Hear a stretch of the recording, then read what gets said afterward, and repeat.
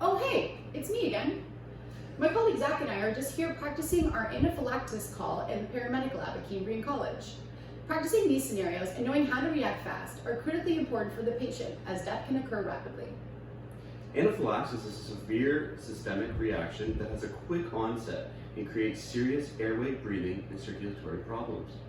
These type of reactions can be fatal and from just little amounts of antigens or allergies from things like food, medications, or insect stings. My colleague Zach here has multiple anaphylactic allergies. Zach, would you mind sharing? Sure, Chanel.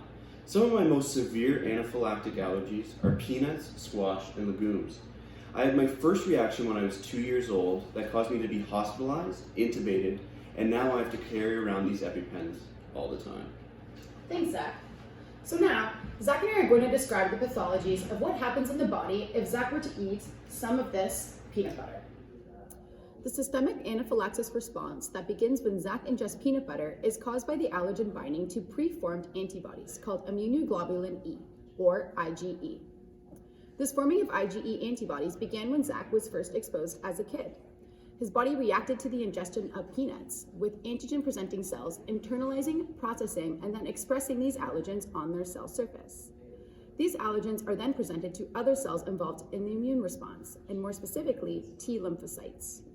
Through multiple specific cell interactions, B lymphocytes are then transformed into antibody, secretory cells, or plasma cells.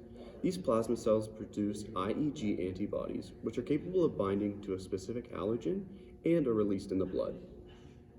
Once released in the blood, IgE will then bind to the outside of the mast cells of the body's tissues and basophils, which are a type of white blood cells responsible for the body's protective response against infection or injury.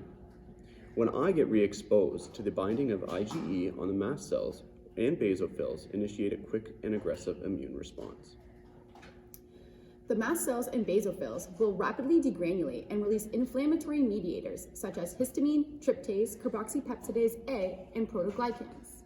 They also initiate the synthesis of arachidonic acid metabolites like prostaglandins, leukotrienes, and platelet-activating factor. All of these mediators are believed to be responsible for the signs and symptoms in anaphylactic reactions.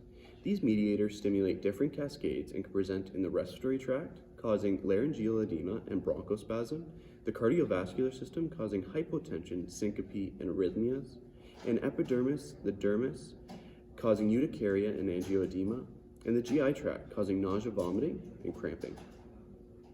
So, all of these mediators and chemicals released during the anaphylactic response can begin rapidly when you encounter an allergen. These symptoms can begin in seconds, minutes, or even be delayed.